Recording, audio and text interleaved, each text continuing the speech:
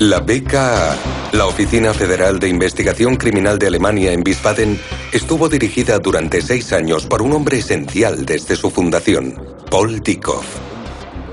Un alto funcionario con un historial aparentemente transparente que se declaraba contrario al nazismo. Hasta 1971, durante la cancillería de Willy Brandt, fue el máximo criminólogo de la República Federal de Alemania.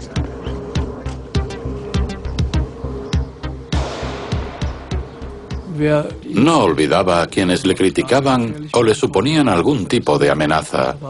Les guardaba rencor y hubo gente a quien destruyó.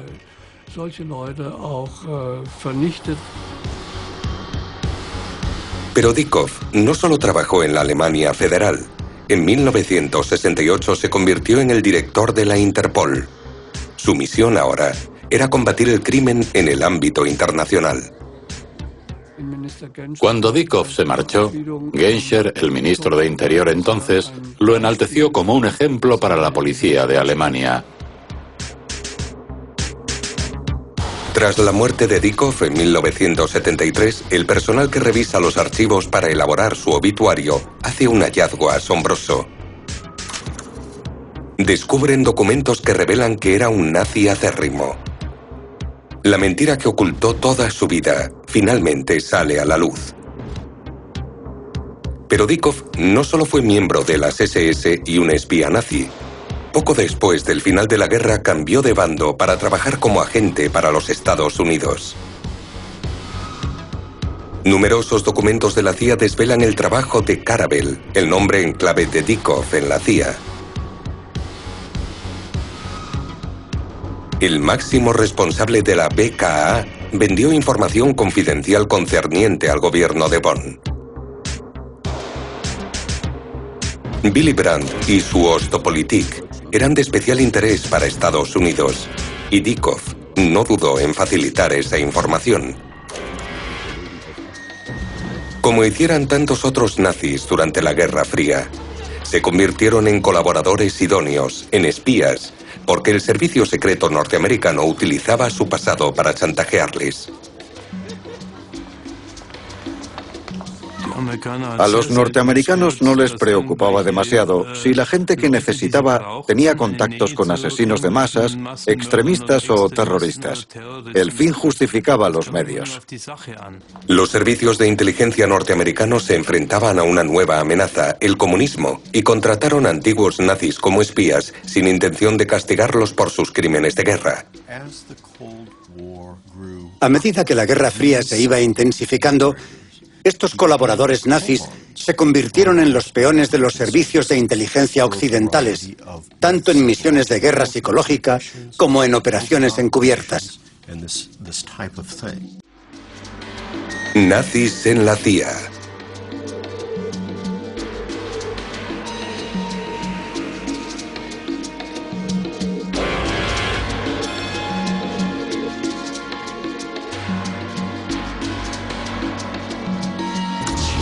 Ahora que los archivos secretos de la Guerra Fría son accesibles, sabemos que hubo nazis que fueron espías de la CIA. Otro caso que recientemente se ha hecho público es el de Eugen Steinle, un ferviente nazi que dirigió pelotones de fusilamiento en la Unión Soviética.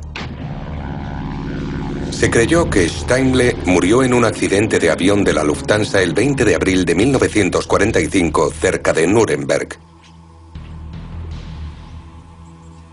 Hubo testigos que vieron el avión en llamas, y el lugar del impacto aún es visible en el bosque de Pissenkofen.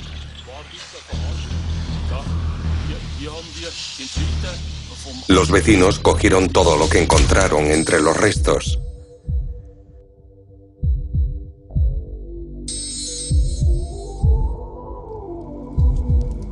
Entre todos esos objetos había un maletín con documentos y credenciales. Una de ellas pertenecía a Steinle, y el maletín fue entregado al comandante nazi de la zona.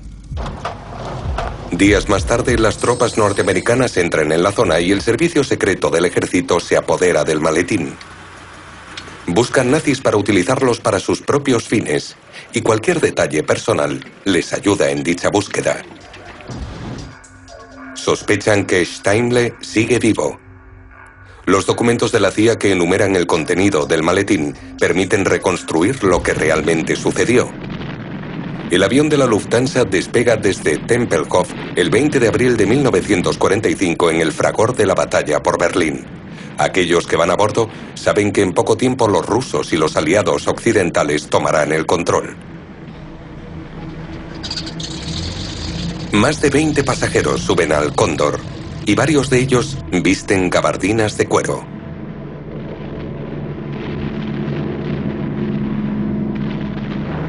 El capitán despega al abrigo de la noche y repostará en Múnich antes de llegar a su destino, España.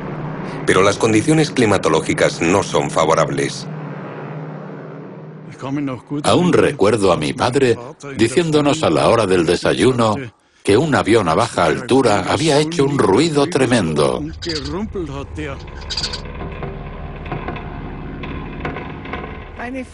Una amiga vivía muy cerca de aquí y esa noche un avión en llamas pasó por encima de su casa. Presa del pánico, su madre cogió a sus 2 hijos y se tiraron al suelo. Dijo que como el padre había muerto en la guerra, los 3 debían morir juntos. El avión se estrella en el bosque y no hay supervivientes. ¿Pero eran altos oficiales nazis los que iban a bordo del Cóndor con destino a España? La inteligencia norteamericana envía el maletín y los documentos a Estados Unidos.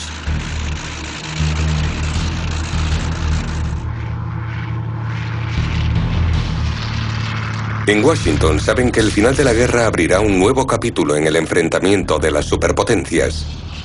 Y para partir con ventaja, empezarán a reclutar a antiguos altos cargos nazis.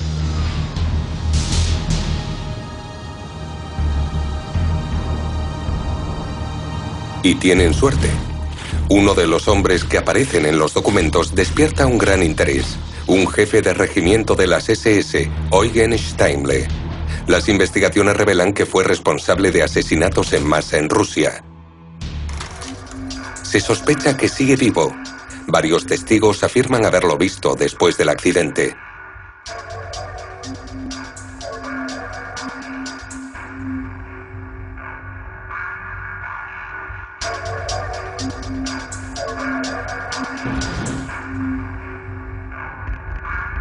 Los testigos del accidente son interrogados de nuevo. Steinle, un criminal de guerra, es valioso para Estados Unidos.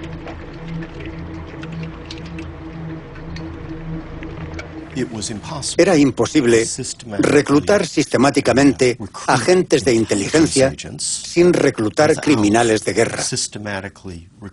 Eran 2 cosas que iban unidas.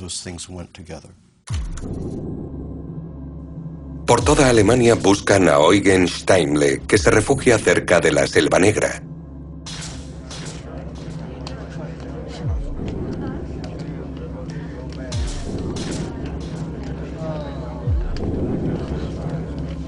El cerco se estrecha, y en el otoño de 1945, el que fuera miembro de la inteligencia de las SS se entrega para ser interrogado. Sabe que su única opción es contar la verdad. Un desertor que tiene cosas que ocultar, asesinatos, por ejemplo, puede ser chantajeado y, por lo tanto, manipulado en manos de sus nuevos jefes. Steinle colabora. Su testimonio y los documentos del maletín sirven a los norteamericanos para destapar una red de espías alemanes en España formada por docenas de ex-nazis que tras la caída del Tercer Reich ya trabajaban en su siguiente idea descabellada, el Cuarto Reich, la expansión mundial del fascismo. Los norteamericanos los vigilan y reclutan a los nazis que están en España para que trabajen para ellos.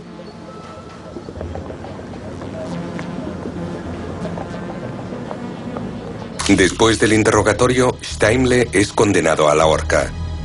Sin embargo, sorpresivamente lo indultan. ¿Lo captaron los norteamericanos e influyeron en el veredicto? No lo sabemos. No hay pruebas. Faltan archivos cruciales, en especial los del Centro de Interrogatorios de Oberursel. Nazis como Dieckhoff y Steinle se convirtieron en agentes de inteligencia para Estados Unidos, pero los servicios secretos, además de espías, querían el tesoro de los nazis.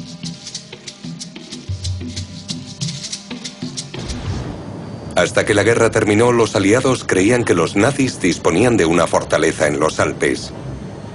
Una zona a la que siguen llegando buscadores de tesoros, atraídos por el mito del oro de los nazis. ¿Pero existieron realmente esos tesoros?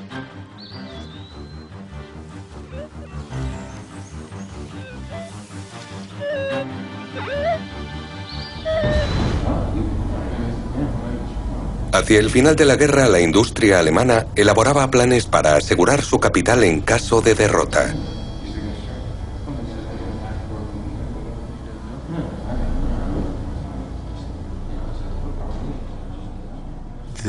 Era muy peligroso hablar de ese tema. Pero la alternativa de perderlo todo cuando Hitler finalmente muere, que es lo que realmente pasó, era algo aún más peligroso. Así que siguieron adelante y empezaron a trazar planes, algunos de ellos aún vigentes, sobre cómo intentarían reconstruir Alemania sin Hitler. Pero dichos planes no eran ningún secreto para los servicios de inteligencia aliados, que habían desplegado una operación de vigilancia internacional bajo el nombre en clave de Safe Haven. Safe Haven era el nombre del programa norteamericano cuyo fin era rastrear y conseguir los bienes que los nazis habían saqueado en Europa y que intentarían distribuir por el mundo para hacer uso de ellos después de 1945. Los norteamericanos sabían que esos planes surgieron de la industria alemana y de la Cancillería del Reich. Y del mismo modo conocían el entramado empresarial internacional que salvaguardaba dichos fondos. En Mónaco, por ejemplo, diversas empresas pantalla tenían acceso a millones de marcos. Una de esas compañías era una emisora de radio en cuya junta de administración estaba un desconocido Kurt Georg Kissinger. Posteriormente sería canciller de la República Federal de Alemania. Pero el hecho de que trabajara para los ministerios de Exterior y Propaganda durante el Tercer Reich no le supuso un obstáculo en su carrera.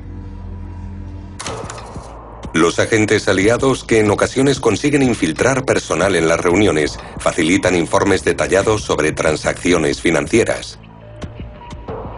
Esta maniobra de espionaje fue liderada por Alan Dulles, un agente norteamericano en Suiza que más tarde llegaría a ser director de la CIA, y que supo utilizar dicha información para prosperar profesionalmente en Washington.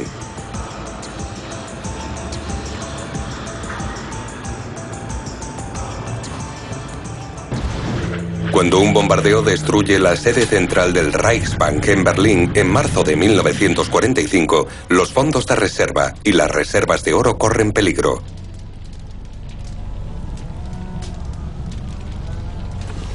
Es el momento de poner el plan en marcha. Todo se anota y se verifica rápida pero meticulosamente.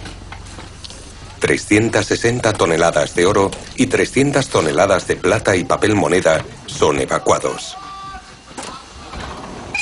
Los documentos referentes al oro del Reichsbank permanecieron ocultos en el Banco Central de Alemania más de 60 años, hasta que Karl Bern Esser los descubre. Todo el oro que había en la sucursal del Reichsbank fue trasladado o a Merkers o a diferentes depósitos en Baviera. Ahora los norteamericanos ven la oportunidad. Gracias a la operación Safe Haven, saben exactamente dónde está almacenado el oro. Llegan a la zona de ocupación soviética, a las minas de sal de Merkers en el estado de Turingia, incluso antes que los soviéticos. Declaran que el oro del Reichsbank es el botín nazi y se apropian de él junto con otros tesoros que también encuentran allí, entre los cuales hay reservas de oro italianas y oro del Banco Nacional de Bohemia y Moravia.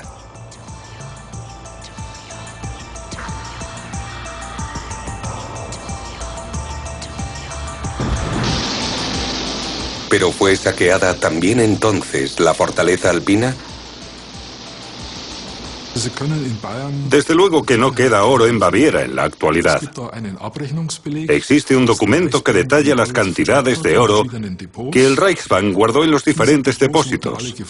Y todos esos depósitos fueron descubiertos principalmente por los norteamericanos, que incluso cruzaron la zona soviética hasta Merkers, donde saquearon rápidamente el depósito principal. Karl Bernd Esser mantiene que eso fue un acto de pillaje cuya consecuencia principal fue que los alemanes pagaron por duplicado los préstamos del Plan Marshall, una vez con el oro del Reichsbank y una segunda vez con marcos alemanes.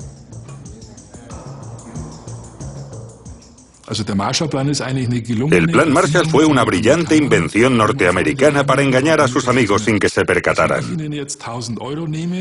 Si yo te quito 1.000 euros sin que te des cuenta y luego te digo, te presto 1.000 euros y me los devolverás con un interés muy bajo, piensas, ¡qué buen gesto!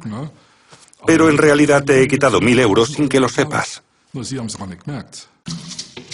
La inteligencia norteamericana no solo utilizó la información y los tesoros nazis en Alemania, también reclutó a fascistas italianos durante la Guerra Fría con la idea de que combatieran el comunismo en su nombre.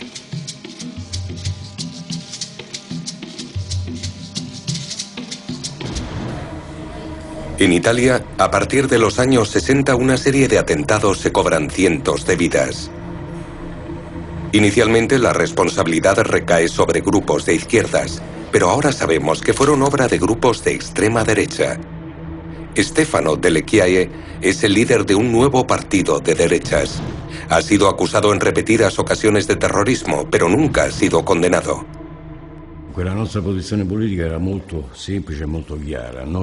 Nuestra posición política era muy simple y muy clara. Proveníamos del fascismo, una experiencia histórica por la que sentíamos un gran respeto, e intentamos proyectar los valores fundamentales que el fascismo había expresado durante su gobierno en la realidad que nos rodeaba. En 1970, los revolucionarios fascistas y sus seguidores quieren dar un golpe de Estado en Italia y erradicar los partidos de izquierda, dos asuntos que tratan con la CIA. Sabemos que la CIA estaba informada de todo eso. El 7 de diciembre, el grupo ultraderechista de Delle Chiaie, Avanguardia Nazionale y parte del ejército empiezan a movilizarse. Sus objetivos principales son la televisión nacional y los edificios gubernamentales. Los revolucionarios que rodean a Delle Chiaie creen que son ellos quienes mueven los hilos, pero el intento golpista se orquesta desde otro lugar. Aunque Delle Chiaie siga reclamando orgulloso parte de responsabilidad. Evidentemente yo fui el responsable político y moral, aunque no estuviera físicamente en Italia en ese momento. El comandante había preparado un plan perfecto que tenía que generar una cadena de mando, empezando en el Ministerio de Defensa. Todo estaba listo. Y si el plan se hubiera activado, las unidades militares se habrían movilizado y habrían tomado el control en todos los puntos estratégicos del país.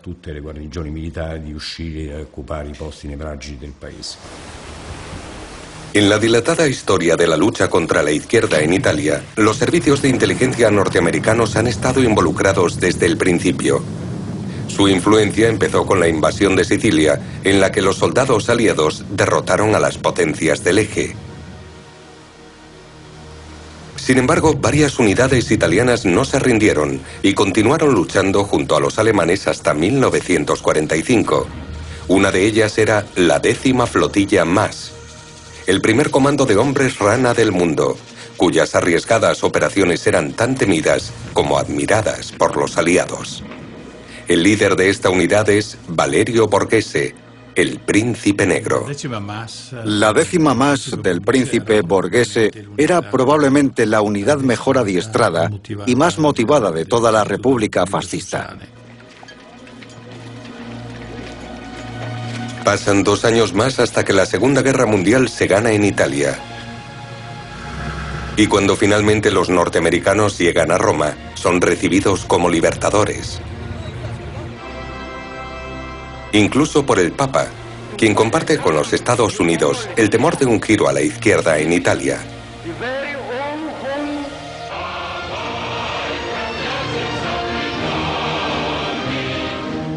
Porque los comunistas están ganando popularidad.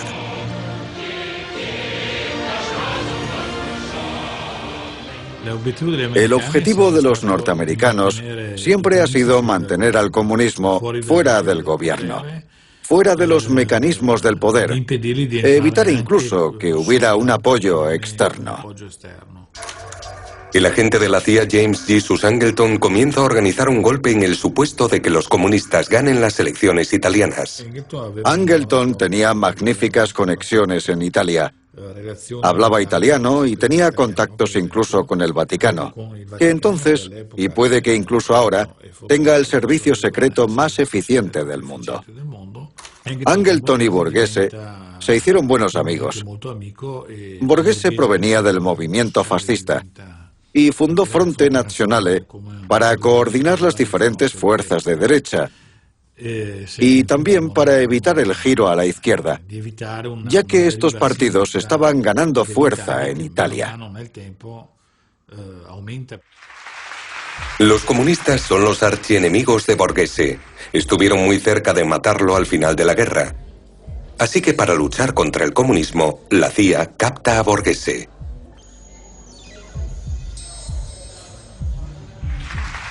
Angleton consigue convencer al resto del gobierno norteamericano de que en las elecciones de Italia de 1947-1948 vencería un gobierno comunista y que por eso debían invertir millones de dólares en truncar esas elecciones y anular a los candidatos de izquierda de esas elecciones.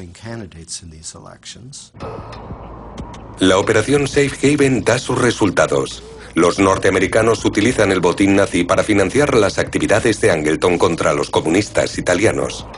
Las riquezas saqueadas jamás serán devueltas ni a las víctimas ni a sus parientes.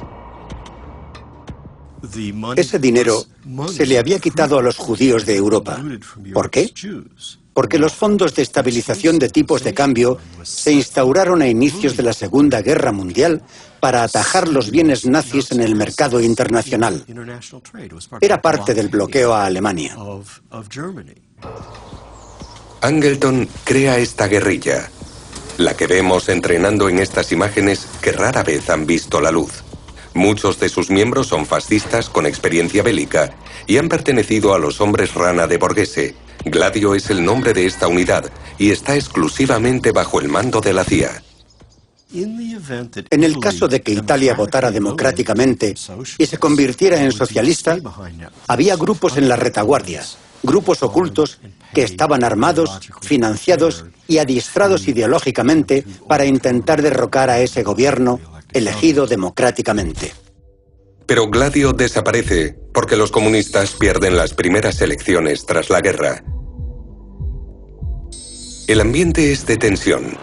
Los soviéticos se ven obligados a aceptar que Italia pertenece ahora a la esfera de control norteamericana, y la esperanza de una tercera vía se desvanece con Yalta. Yalta significó que los vencedores, o mejor dicho, Rusia, Gran Bretaña y Estados Unidos, firmaron un tratado en el que dividieron el mundo, sobre todo Europa, en futuras zonas de influencia que se repartieron entre ellos. Un tratado que permaneció intacto hasta la disolución de la Unión Soviética, hasta la caída del muro de Berlín en los años 80.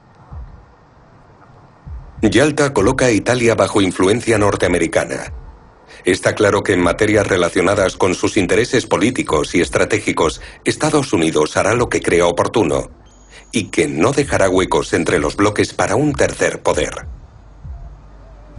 En el mundo, después de Yalta, en el que los límites de los diferentes bloques están claramente establecidos, los respectivos poderes hegemónicos aplastaron cualquier revuelta, como pasó en Hungría en 1956, en Berlín en 1953 y en otras muchas revueltas. Y en Italia y Alemania el terrorismo solo sirvió para una cosa, para estabilizar la situación política. En 1978, Aldo Moro, el primer ministro italiano, es asesinado tras ser secuestrado por las Brigadas Rojas. Sin embargo, diversas agencias y servicios de inteligencia estuvieron implicados. Muchos italianos creen que fue asesinado porque quería una tercera vía. Del mismo modo, otros poderes participaron en el golpe fallido de 1970, en el que Borghese y Delle Chiaie fueron simples títeres.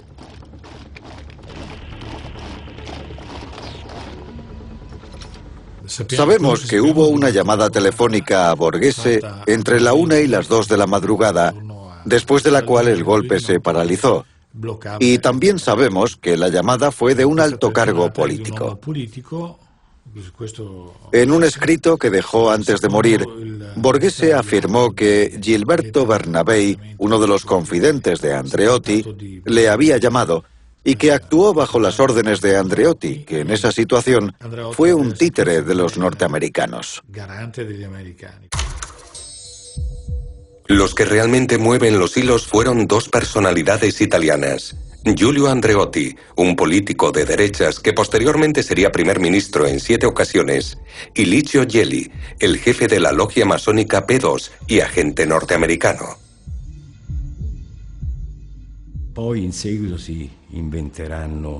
Empezaron a difundir toda clase de mentiras, que Gelli había detenido el golpe de Estado o que Andreotti lo apoyó. Y aún siguen guardándose aspectos importantes, como por ejemplo que su amigo, el fiscal del juicio por el golpe de Estado de Borghese, que también era un títere de Andreotti, pidió 28 años de cárcel para mí y para mis camaradas. Por lo que, evidentemente, hay que guardarse de amigos así. Durante el intento golpista, el ejército norteamericano hace alarde de su poder. Supuestamente la Sexta Flota de Estados Unidos estuvo en estado de alerta. Y con la esperanza de impresionar a la CIA, Gelli y Andreotti se presentan ante los norteamericanos como figuras influyentes capaces tanto de movilizar como de desarticular golpes militares. Los fascistas como Borghese y Delle Chiaie debían operar en secreto, y el servicio de inteligencia norteamericano consideró que Sudamérica era el lugar ideal.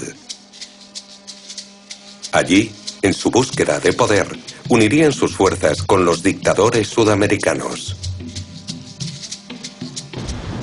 Queríamos implantar nuestra ideología allí, especialmente en lo que respectaba a la lucha de la terza posizione. Y en América Latina encontramos un terreno más fértil que en el resto del mundo. Muchos partidos de América Latina tenían raíces fascistas o nacionalsocialistas. Pero Chile es diferente. En 1971, el socialista Salvador Allende llega al poder tras las elecciones. Con su política marxista se crearán muchos enemigos, pero también muchos seguidores. Aquello fue percibido por los Estados Unidos como una gran amenaza, porque si se producía una revolución pacífica, debilitaría enormemente el interés ideológico de Estados Unidos por Sudamérica. Bajo las instrucciones de Henry Kissinger, secretario de Estado de Estados Unidos, la CIA entra en Chile. El acérrimo anticomunista no se contenta con esperar a que Allende pierda las próximas elecciones. En septiembre de 1973, el general Pinochet, apoyado por fascistas italianos, organiza un golpe militar. Los norteamericanos lo permiten. Los dos bandos, al igual que Pinochet, quieren acabar con el comunismo.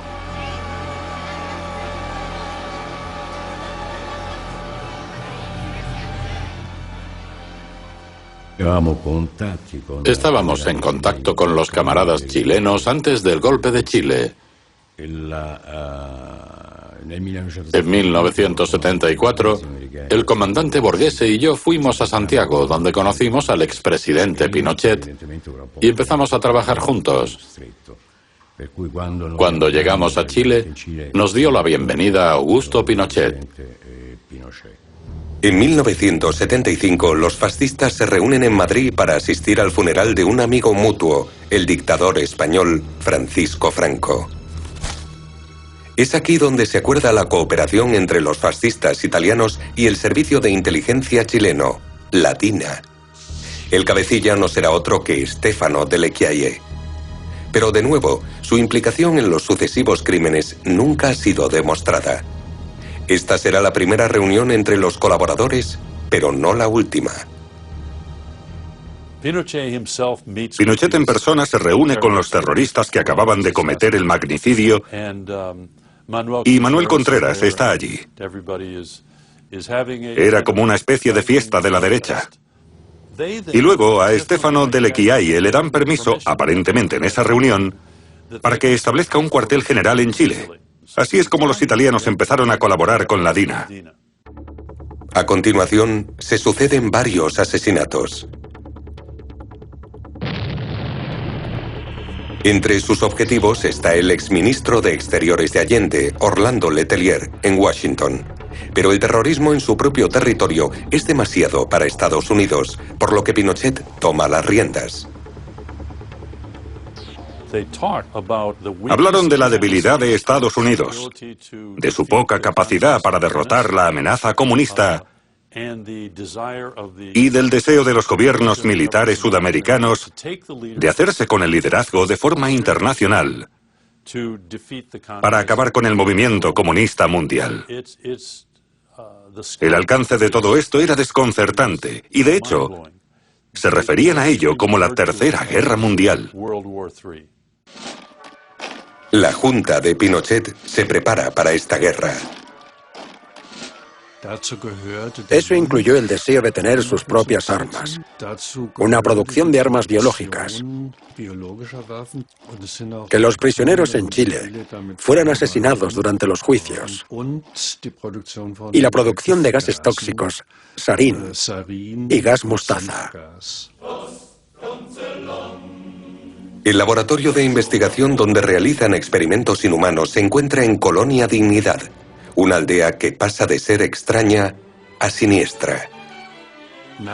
Después del golpe militar de 1973, Colonia Dignidad se convirtió en un campo de torturas, en un campo de entrenamiento para la DINA, el servicio secreto, con una escuela de tortura. Era un centro de contrabando de armamento y de producción de armas alternativas, y el lugar desde el que la DINA se comunicaba con el mundo exterior. Esta zona de Colonia Dignidad está rodeada de alambre de espino, y las cámaras de tortura están ocultas bajo tierra para que desde el exterior parezca una granja. Si su intención era engañar, lo consiguieron. Me quedé impresionado con aquel complejo. Me impresionó porque, en cierto modo, soy un soñador. Siempre había soñado con un centro de este tipo para mis camaradas, donde darles la oportunidad de relajarse y descansar de la lucha.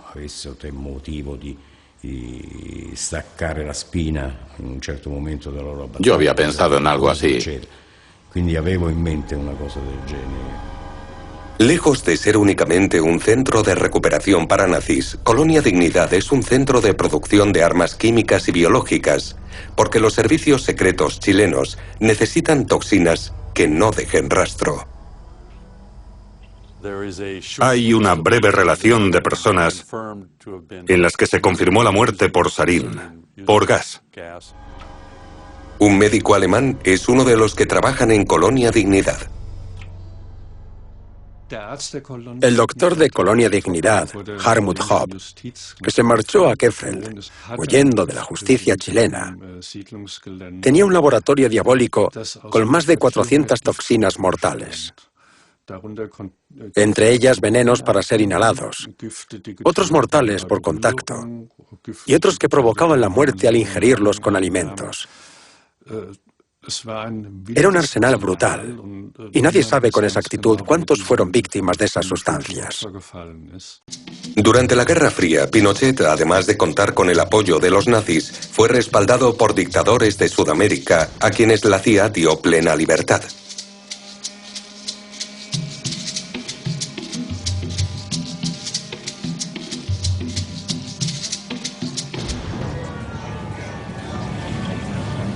En 1980, el golpe militar en Bolivia, conocido como Golpe de la Cocaína, hace que la mafia, con el general García Meza, llegue al poder.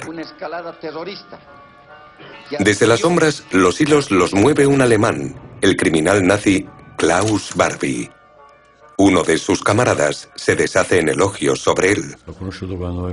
Lo conocí cuando estuve en Bolivia. Tenía un gran carácter, era muy inteligente, muy capaz y era muy íntegro. Klaus Barbie se ganó el apodo de El Carnicero de Lyon por el brutal trato hacia los miembros de la resistencia contrarios a la ocupación alemana durante la Segunda Guerra Mundial.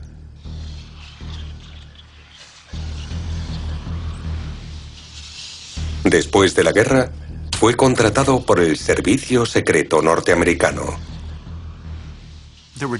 Hay diferentes formas en las que los altos mandos de las SS sobreviven a la guerra, pero todas comparten un patrón similar. Y es lo que yo llamo el mercantilismo de la inteligencia. Es decir, se apoderan de cualquier activo o bien con el objetivo de venderlo o para alentar a los servicios de inteligencia a que inviertan en ellos. Klaus Barbie es un agente valioso para los norteamericanos y utiliza la información que tiene sobre los comunistas de la resistencia para comprar su libertad. Los norteamericanos hicieron todo lo posible para evitar que los que lucharon en la resistencia llegaran al poder después de la guerra. Y Barbie era muy importante para ellos porque supo hacerles ver que conocía la red de colaboradores que habían trabajado con los alemanes en las zonas ocupadas y Vichy. Y eso era muy importante, porque sabía cómo se podía chantajear a toda la escena política francesa. En un principio, Estados Unidos esconde a los criminales de guerra en Alemania y luego en Sudamérica. Ellos conocían, especialmente, las políticas sanguinarias de ciertos servicios de inteligencia. Conocían la guerra colonial. Si mentalmente estaban preparados para una guerra colonial, era porque se creían, de alguna manera, Uber, o sea, superiores. Y por eso estaban dispuestos a acabar con las vidas de aquellos que consideraban inferiores por razones étnicas.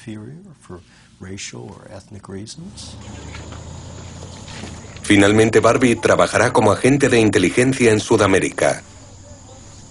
Y en los años 70 comienza la Operación Cóndor. La operación norteamericana Cóndor fue una alianza, por decirlo así, entre los servicios de inteligencia de diversos gobiernos sudamericanos que en aquel momento estaban regidos por fascistas o por partidos de extrema derecha, con un largo y documentado historial de desapariciones, abusos, asesinatos de prisioneros y cosas así. Y esos regímenes encontraron en Klaus Barbie a un agente compatible con sus operaciones. Un total de 50.000 personas son asesinadas en las naciones en las que funciona esta alianza, y de nuevo la CIA está implicada. Yo lo llamo el fenómeno luz verde, luz roja. Los Estados Unidos estaban diciendo públicamente que defendían los derechos humanos, y en privado les decían a estos regímenes que lo que estaban haciendo estaba bien, que hasta que no derrotaran a la izquierda debían continuar así. Al secretario de Estado Henry Kissinger se le considera la fuerza impulsora de las políticas de la CIA. Francia, Chile y Argentina le piden que responda a cuestiones de violación de derechos humanos, y en 2007 Uruguay solicita su extradición. Poco a poco, todo se esclarece. Kissinger está detrás de la Operación Cóndor y de los escuadrones de la muerte, entre los que está un conocido fascista. Stefano Delle Chiaie lidera en Bolivia un grupo de mercenarios. Estos novios de la muerte, como hacían llamarse, apoyaban a la mafia de la cocaína que organizó el golpe en Bolivia y obtuvieron su recompensa. Recorrieron muchos países sudamericanos, iniciando contrarrevoluciones, asesinando y torturando y sacando beneficio de ello. Los novios de la muerte están financiados por el negocio de la cocaína, un sector con contactos con los servicios secretos en todo el mundo. El mercado de la droga es una fuente de dinero perfecta. Todo es secreto y los que están dentro pueden ser extorsionados.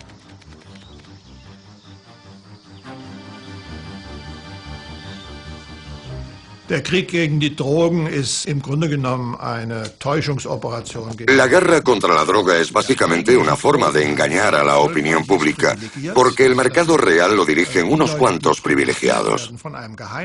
Es gente que está protegida por los servicios de inteligencia y que puede cultivar lo que quiera sin correr ningún riesgo. Y es así en América, en Europa y donde sea.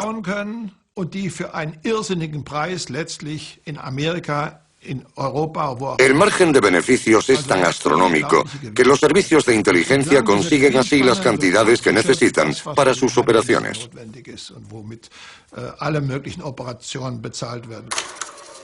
Klaus Barbie, además de perfeccionar el mercado de la cocaína en Bolivia, hace algo más. Barbie hizo de la opresión algo sistemático. Abolió los castigos físicos aleatorios y la brutalidad, e introdujo una tortura sistemática y un sistema penitenciario organizado. Pero eso fue su perdición, porque la gente supo quién era, y posteriormente fue extraditado. En Lyon, en mayo de 1987, 4 años después de ser extraditado, Klaus Barbie es condenado a cadena perpetua. En 1991, muere en prisión. Han sido muy pocos los nazis condenados. Paul Dykhoff, el presidente de la BKA, gozó de la confianza de las altas esferas hasta el día de su muerte.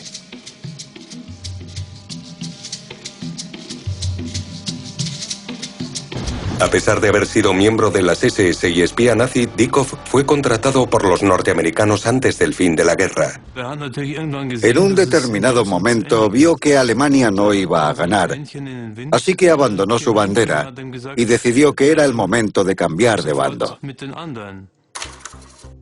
Un amigo suyo, François Genoux, otro agente nazi, le ayuda. Se conocieron en Suiza, donde incluso vivieron juntos. Genoux era un banquero notable, un nazi convencido y un ferviente seguidor de Hitler, y probablemente fue quien guardó las fortunas de las SS y de los nazis tras 1945.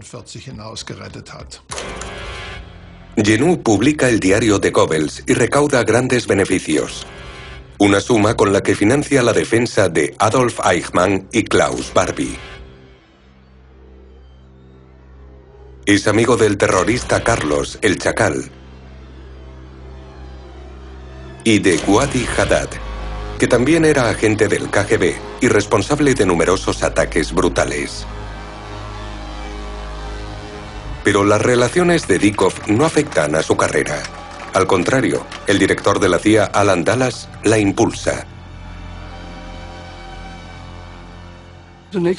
Sus conexiones con los servicios de inteligencia norteamericanos contribuyeron a que fuera contratado en el Ministerio de Interior alemán primero y luego como jefe de la BKA, la Oficina Federal de Investigación Criminal de Alemania, pese a que tenía un pasado en la SS.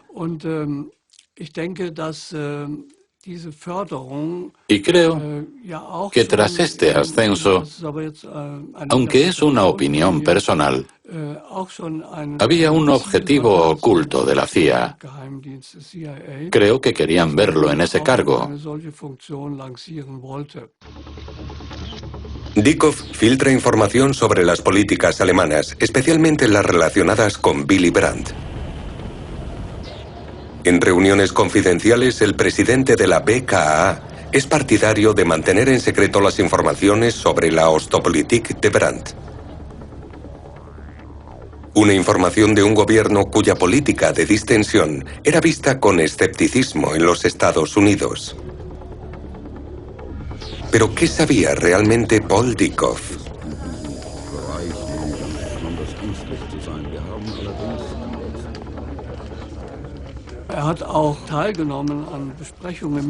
Participó en reuniones del ministerio y estuvo políticamente involucrado. Pero ¿en qué medida comprometió la soberanía de la República Federal de Alemania con su traición? Es algo que nadie sabe. Dieckhoff es una ventana a las cuestiones más importantes de seguridad e inteligencia para el gobierno alemán de aquella época.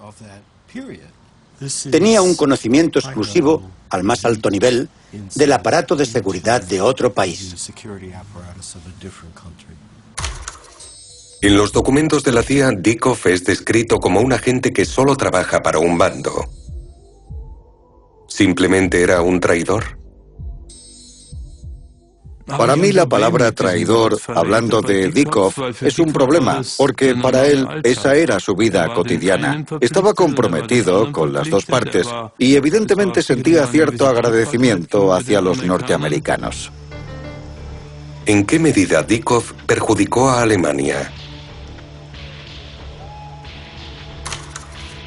En 1972, su amigo Jenő colabora en el secuestro de un avión de Lufthansa.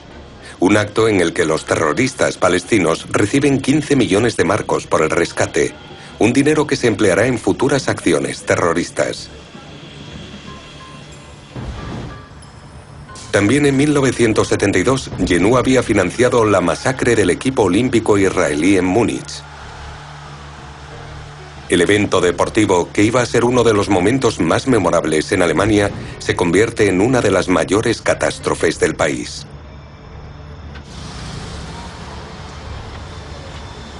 Cuando los 11 deportistas israelíes son asesinados, todo el mundo es testigo.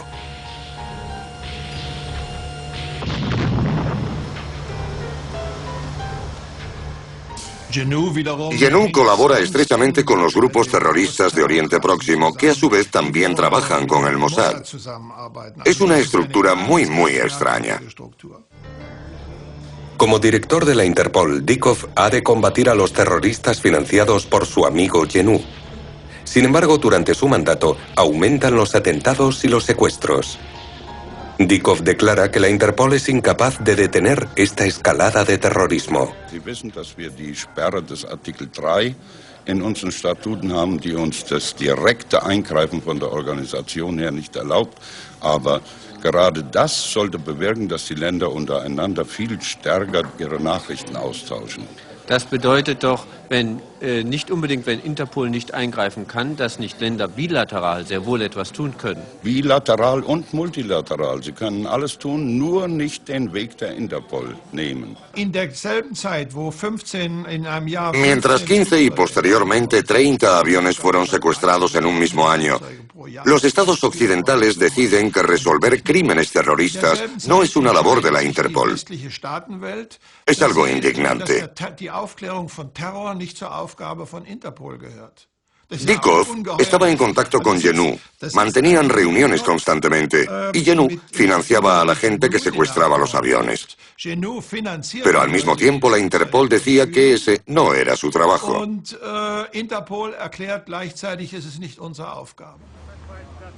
¿Sabía la CIA que Dieckhoff tenía contactos con Jenő? Los documentos así lo demuestran. El propio Dieckhoff le dijo a la CIA que se conocían desde la Segunda Guerra Mundial. Pero los documentos desclasificados en Washington no contienen toda la información que la CIA obtuvo gracias a Dieckhoff y otros nazis. La CIA montó una campaña intencionada y que se fraguó en el Consejo General para obstruir la desclasificación de esos archivos en la mayor medida de lo posible. Pero en particular, querían impedir la desclasificación de los archivos referentes a las relaciones entre informantes, agentes y la CIA. Ese era el objetivo. Christopher Simpson fue miembro de la comisión que negoció con la CIA la desclasificación de los archivos nazis. Y fue una experiencia aleccionadora. Una de las categorías más importantes que encajan en esta descripción es lo que se llama información de gobiernos extranjeros. Es información que obtuvieron de forma legal o ilegal de diferentes países sobre sus propios asuntos de gobierno. Es el motivo. Es algo que se ve en los informes de Skorzeny, en los informes de Dykov, en los de Klaus Barbie, y hoy en día mucha gente conoce esta realidad, pero sin embargo han seguido manteniendo ocultos estos archivos.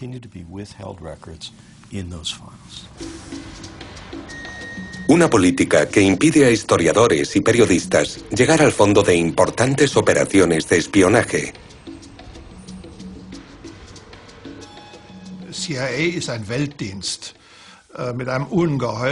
La CIA es un servicio mundial con un presupuesto enorme y unas posibilidades increíbles, porque incluye el tráfico de drogas como modo de financiación e influye en cualquier tipo de país. En Europa influye sobre la política, la percepción del enemigo, la opinión pública, fomenta la guerra psicológica. Es decir, si yo tuviera una organización como la CIA a mi disposición, podría controlar la democracia italiana del mismo modo en el que fue controlada e influenciar determinados procesos políticos del mismo modo en el que quizá fueron influenciados. Un servicio de inteligencia no es un juego de niños. Muchas de las actividades de los servicios de inteligencia desarrolladas durante la Guerra Fría siguen ocultas a la opinión pública. Y entre ellas, operaciones que convirtieron a criminales de guerra y nazis en colaboradores.